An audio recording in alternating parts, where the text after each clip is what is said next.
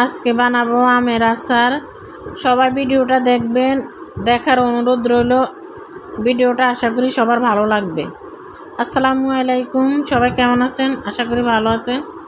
দেখেন কি সুন্দর কালার হয়েছে। এখন চলে যাব আচারটা বানানোর জন্য। এখানে আম নিয়েছি আমি, এনে 2 কেজি আম আনছি।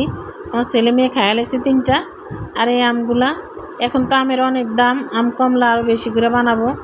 ছেলে বলছে আচার বানাইতে, এই জন্য বানাইলাম অল্প পরিমাণ।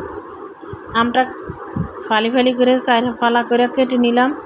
কড়াইতে তেল দিয়ে দিছি। আমটা ধুয়ে দেয় একদম প্রথম পরিষ্কার করে নিছি আমি। এনে দিয়ে দিলাম একটা এলাচ আর 2টা দারচিনি, 2টা বা 3টা, আর 1 মুঠুনি রসুনটা ছেঁচা দিয়ে দিছি। আমের আচারটা রসুনে অনেক স্বাদ করে, এমন মজা হয় দিলে। রসুন যে কোনো জিনিস সাথে বাগারের মতো দিলে মজা হয়। এখানে দিয়ে দিছি কিছু শুকনো মরিচ, একদম ছোট ছোট করে কেটে শুকনো মরিচ দিয়ে দিছি।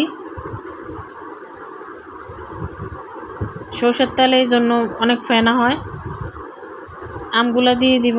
আমগুলা একদম ডেগা, এই জন্য একদম মানে গলে গেছে। আমগুলা তেলের ভিতরে ভেজে নিব। অল্প পরিমাণ আম, কিন্তু আচারটা খেতে অনেক মজা হয়েছে। এখানে দিয়ে দিলাম মরিচের গুঁড়া। যে যেমন জাল খায় সেই পরিমাণ মরিচের গুঁড়া দিয়ে দিব। লবণ দিয়ে দিয়েছি, 1 চিমটি হলুদের গুঁড়ো দিছি। হলুদের গুঁড়া দেখাইতে মনে ছিল না, ভিডিও যে বন্ধ ছিল জানি না। আর দিয়ে দিলাম এখানে এই 5 ফোড়ন গুঁড়ো করে নিছি, তেলে গুঁড়ো করে নিছি। দিয়ে দিলাম চিনি 1 কাপের মতো। সবগুলা দিয়ে ভালোভাবে মিশিয়ে নিব। আচার বানাইতে এত কষ্ট নয়, এইভাবে বানাইলেও আচার অনেক মজা হয়। যারা জানেন না, এইভাবে নর্মালভাবে বানাইলেই হয়ে যায়। আচার এত কিছু লাগে না, অনেক দিন থাকলে সিরকা বা ভিনেগার দিতে হয়। আমাদের আচার থাকে না বেশি দিন, একটু আচারটা কর হয়ে গেছে নামাইতে। এমনি দেখা যায় মোবাইলে, কিন্তু এতটা লাল হয় না।